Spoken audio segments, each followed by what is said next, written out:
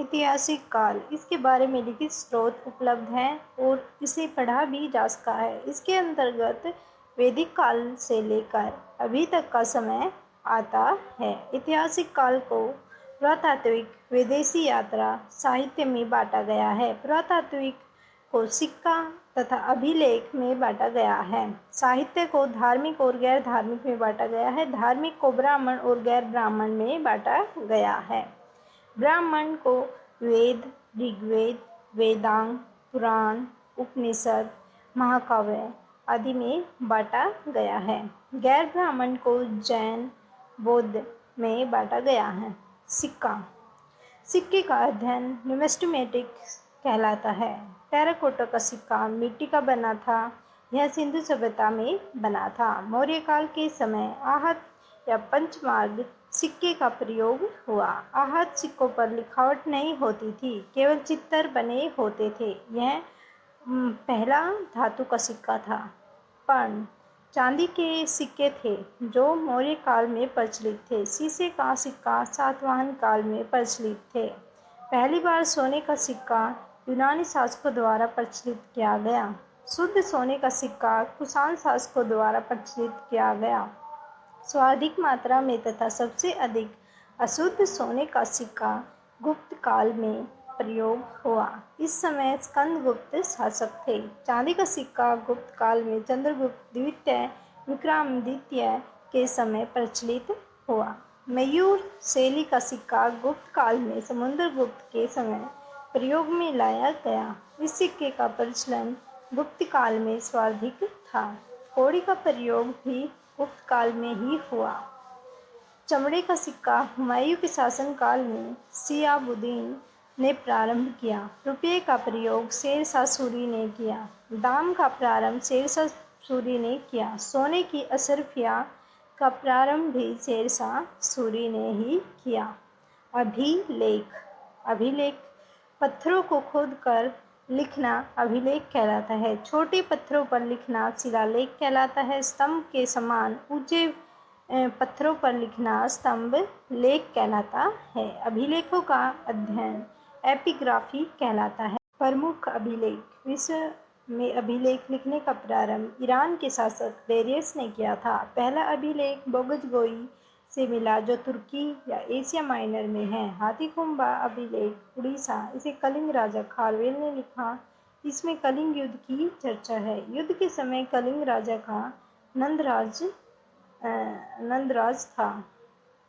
हैहूर अभिलेख राजस्थान, पुलकेशिन सेकंड ने हर्षवर्धन पर विजय की चर्चा की है। जूनागढ़ अभिलेख गुजरात, उसमें रुद्रदायन ने सुदर्शन झील की चर्चा की है। उस झील को चंद्रगुप्त मौर्य ने बनवाया था। प्रयाग अभिलेख इलाहाबाद, इसमें समुद्रगुप्त ने अपने विजय अभियान की चर्चा की है। भीतरी अभिलेख गाजीपुर यूपी, स्कंदगुप्त ने हुनों के आक्रमण की चर्चा की है। बिहार अभिलेख बिहार शरीफ, स्कंदगुप्त ने अश्वमेध यज्ञ की चर्चा की है।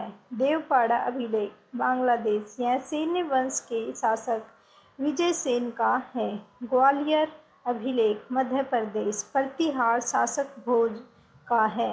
मंदसौर अभिलेख एमपी, मालवा शासक यशोवर्मन का है। स्तंभ लेख, यह स्तंभ लेख के समान ऊंचे होते हैं।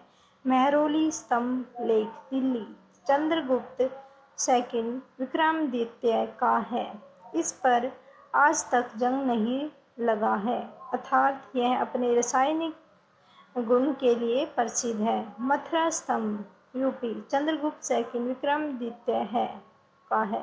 इसमें सहीनता की चर्चा है। एरन स्तंभ लेख एमपी, भानुगुप्त का है। इसमें सती प्रथा की चर्चा है। बौद्ध स्तंभ लेख एमपी, वासुदेव का है। शुंग वंश की चर्चा है। हेलियोडोरस गस्त्रध्वज स्तंभ लेख एमपी, इसे भागभद्र ने भागवत धर्म की जानकारी दी है। विदेशी यात्री द्वारा भारत का वर्णन हेरोडोटस हिस्टोरिका।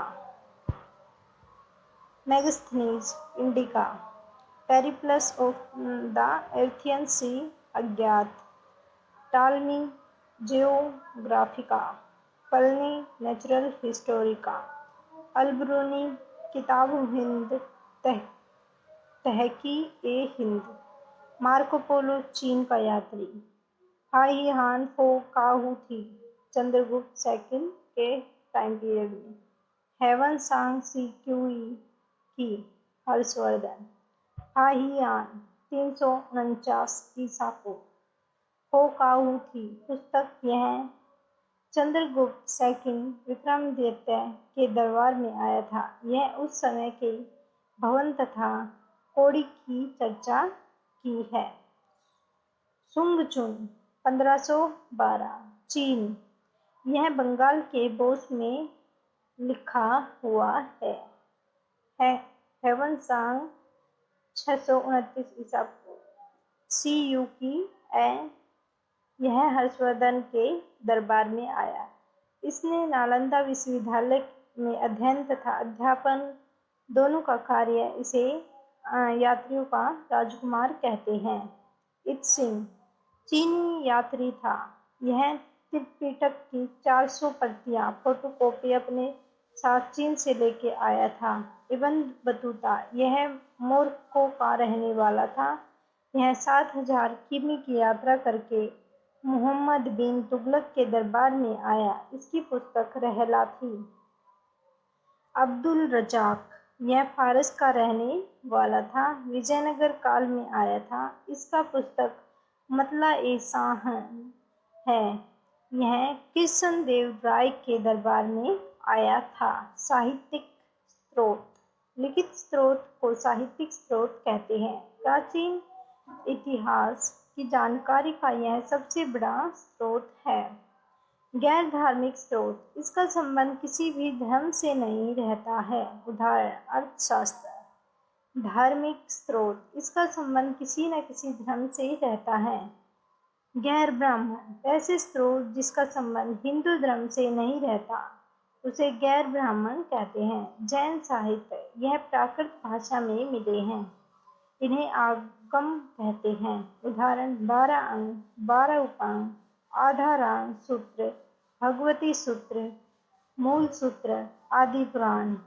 बौद्ध साहित्य पाली भाषा में मिले हैं।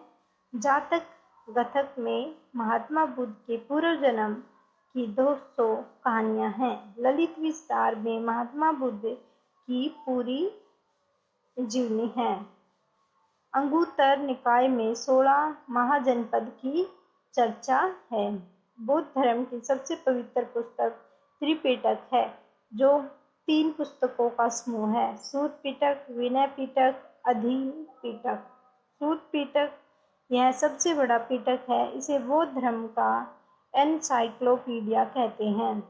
विनय पिटक यह सबसे छोटा पिटक है।